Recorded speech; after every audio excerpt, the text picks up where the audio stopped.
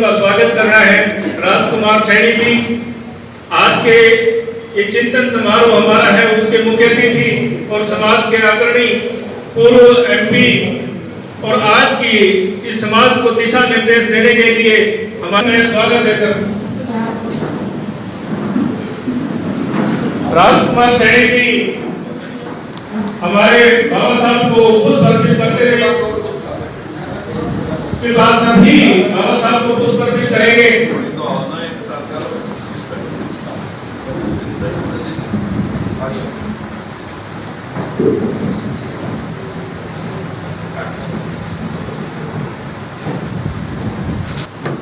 बाबा साहब के दरबार में यहाँ पर सब हाजिर हैं। अकेले अकेले का नाम लूंगा तो कोई छूटेगा, मेरा नाम नहीं आया, इसलिए मैं किसी का भी नाम लिए बिना, क्योंकि मंच पे बैठे हुए और श्रोतागण बैठे हुए हमसे ज्यादा वक्ता, हमसे ज्यादा सूझवान आप लोग हैं। जैन जी, बस मेरी एक ही प्रॉब्लम होती है और कुछ नहीं, कि मेरी हर नजर के ऊपर नजर रखते हुए मैं अपनी बात कहा करता हूं। अगर मैं कुछ कह रहा हूं कोई सुन नहीं रहा तो मुझे लगता है कि मैं किसी का और अपना समय बर्बाद कर रहा हूं।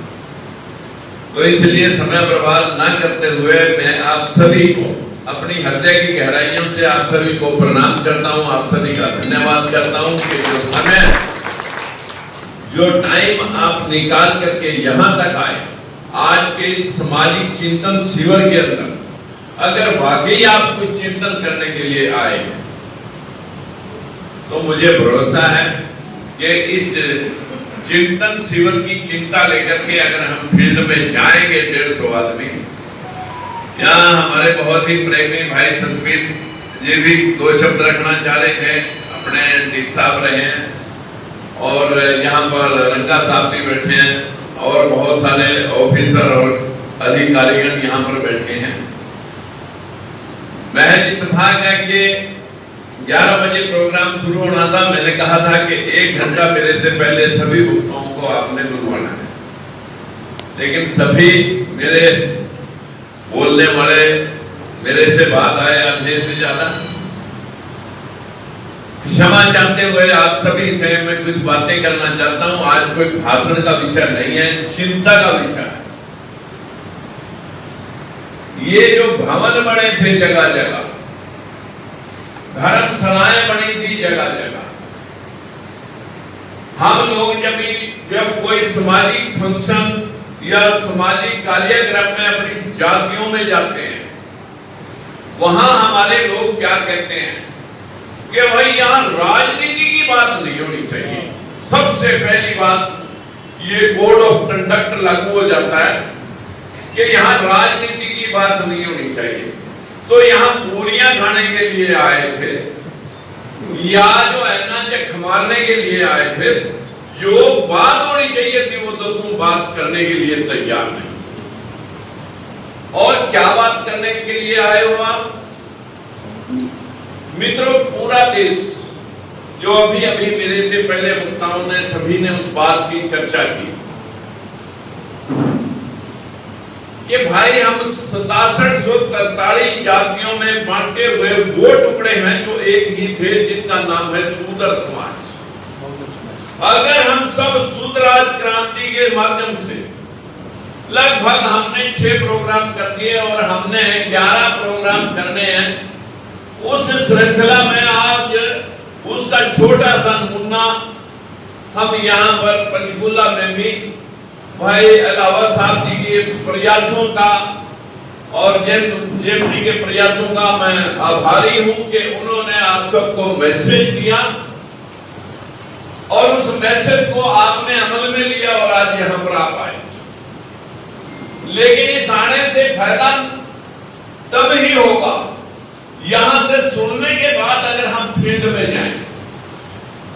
आप इस जगह बैठे हो, आप कोई सामान खरीद रहे हो, देख रहे हैं कि भाई अब हमारा कोई गरीब भाई कोई छोटी मोटी दुकान कर रहा है, हम उसके सहयोगी बन सकते हैं। हमारा कोई भाई कोई काम धंधे के प्रयासरत है, हम उसकी हेल्प भी कर सकते हैं। हर जगह छोटे से छोटी जगह पे हम एक दूसरे का जब हाथ बटाएंगे तब ही आगे बढ़ पाएंगे। आरएसएस ने जब मुगलों के बाद अंग्रेजों ने इस देश को कब्जा किया, क्योंकि यहाँ पर छोटी छोटी रियासतें मराठों की, मुगलों की, राजपूतों की जो आपस में लड़ रही थी, जिसका फायदा उठा करके ईस्ट इंडिया कंपनी ने इस देश को गुलाम जब किया, और उसके बाद उन्होंने हमारे इस तबके को शिक्षा के साथ जोड़ करके संविधान सभा में भेजने के लिए जब प्रस्ताव रखा कि संविधान सभा में दलित और पिछड़ा जो शब्द आया बाद में कि इस पिछड़े समाज से भी लोग जाएंगे, तो जो आरएसएस के प्रमुख जिन्होंने आरएसएस की गठन करने वाले लोग, जिन्होंने चिंता व्यक्त की कि अगर देश आजाद हुआ अंग्रेज चले जाएंगे, हम 3% हैं, तो फिर इस देश पे राज बहुजन लोगों का हो जाएगा अगर बाबा साहब के संविधान के मुताबिक ये देश चला। क्योंकि 1901 से साहू जी महाराज ने व्यवस्था स्थापित कर दी थी कि 50% कमजोर तबके के लोगों के लिए आरक्षण हो। वो व्यवस्था का चिंता आरएसएस के लोगों को जो 1925 में गठन किया गया कि अंग्रेज अगर चले गए हम क्या करेंगे,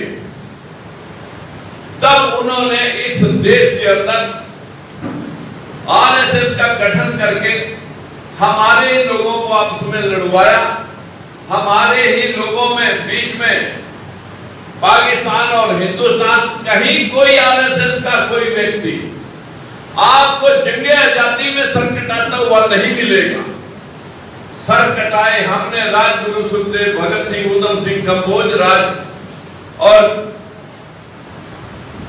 जो हमारे जिन लोगों के नाम होने थे वो नाम नहीं आए। जिन लोगों का इस देश में सर कटाने के बाद नाम तक उनके घरों के ऊपर झुंड और झाड़ जाम रहे हैं, यहां चाहे राव तुलाराम की रियासत गई है, चाहे राजा नाहर सिंह है, चाहे उसका सेनापति गुलाब सिंह सैनी है, चाहे धन सिंह कोतवाल है जो गुर्जर समाज का है जिसके परिवार को फांसी आई, जो ऊधम सिंह कंबोज है, जिन लोगों को इस देश को आजाद कराने में जिनकी कुर्बानियां हुई, शहादत हुई, उनका साथियों, उनके परिवार या उनके वंशज आज भी हाशिए पे खड़े हैं। और जो लोग इन लोगों को लड़ा करके अंग्रेजों से पिट छुड़ा करके सत्ता पे काबिज हुए हैं, सिस्टम के मालिक वो हैं। हमें क्या पढ़ाया जा रहा है इस देश में? कबीरदास, रविदास, इस देश के अंदर गुरु नानक देव, गुरु गोविंद सिंह, इस देश के अंदर गौतम बुद्ध, महावीर जैन मुनि महाराज, या इस देश के अंदर भीमराव अंबेडकर, सावित्रीबाई फुले, काशीराम, उनको पढ़ाया इतिहास में नहीं जा रहा। क्या पढ़ाया जा रहा? सरस्वती हर स्कूल में पढ़ाई जा रही है, फोटो लगी हुई है। जब नारी जाति के ऊपर बैन था पढ़ने पे, तो ये कहां पीएचडी करके आई थी? ये किसकी बेटी कब पैदा हुई? इसने कहां शिक्षा लेकर विद्यालय खोले? यहाँ लक्ष्मी और सरस्वती का खेल चल रहा है। यहाँ दुर्गा से शक्ति मिलती है, लक्ष्मी से धन मिलता है, सरस्वती से ज्ञान मिलता है। सारी शक्ति, सारा धन और ज्ञान भारत में होना चाहिए था, और वो भी दलित और पिछड़े लोगों के पास होना चाहिए था, SC ST OBC में होना चाहिए था। क्योंकि सबसे ज्यादा पूजा में अगर कोई संलिप्त है, बस वो तो यही लोग हैं जो इनसे पत्थर पुजवा रहे हैं। उनके के बच्चे कावड़ा ढोने के लिए नहीं जा रहे,